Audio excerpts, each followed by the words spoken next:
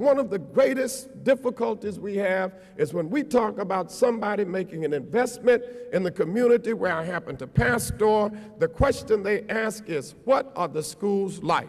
When they have to ask that question, many of them make the choice of going 8 miles down the road, across the county line, choosing to buy a home in that place, even though the taxes are more, because they don't want to pay a double tax to educate their children. If they are making a commitment to a 20, 30-year amortization table to pay off the note on a mortgage, the one thing they want, in addition to the fact that they now have been able to participate in the American dream, is to fulfill the dream that their children will be able to get a better education than they got, or that their children will be able to live in an environment that is relatively safe. So the challenge for me as a holistic community developer who buys up, boarded up, vacated properties, we own, control, manage, or have developed some 26 blocks in our community. We do that because the sense of holistic community is one that I believe is necessary for the redevelopment of all of our urban communities, but we cannot do that if the public system is not going to address adequately what it means to provide an equal educational opportunity for every child. When I talk about charter schools and magnet schools and even vouchers, which is a radical idea, but it is a radical idea that I think we have to discuss because we need to put enough pressure on the public system to believe that if it does not educate young people in these communities, that it will lose its market share.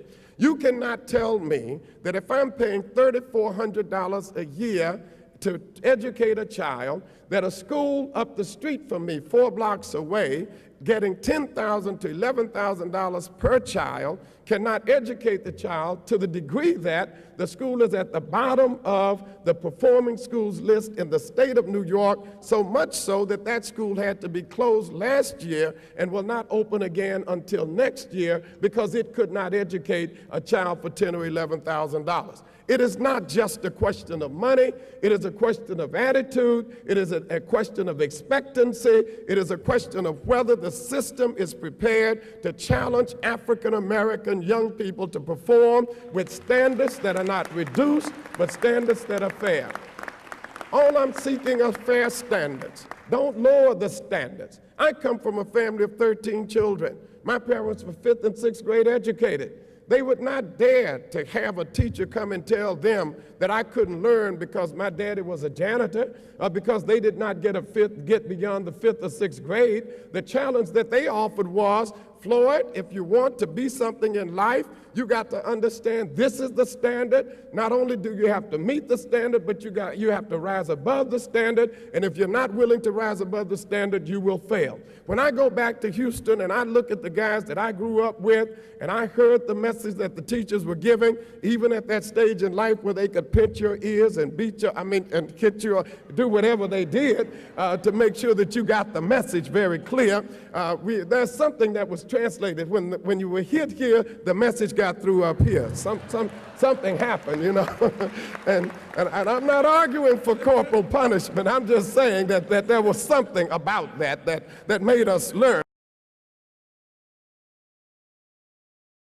Mine is not the same fight that many of the conservatives have who basically want to eliminate public education. Mine is not about eliminating. Mine is about going back to 1954 and looking at what the argument was then. The argument was segregated schools that did not provide equal educational opportunity for every child. The argument today is unequal education or inequality in education, so that just as we were determined in 1954 to open the doors so that a child like me would not have to ride a bus past 3 schools 14 miles out into the country to meet 4 teachers teaching 8 grades, just as we fought very vociferously then to say that we will not tolerate it, we must now fight and say that we will not tolerate a public system that damages our children, that practices educational genocide, that paralyzes our children at the early stages of their life and does not give them an opportunity. What I want is equal opportunity in education. If children can be educated at $10,000 and $11,000 in the suburban schools, they must also be educated with those same kind of dollars that are being made available in the urban schools. I'm tired of going into schools where books are 20 years old or do not exist. There is no technology in those schools. We cannot accept that. We pay our taxes like everybody else.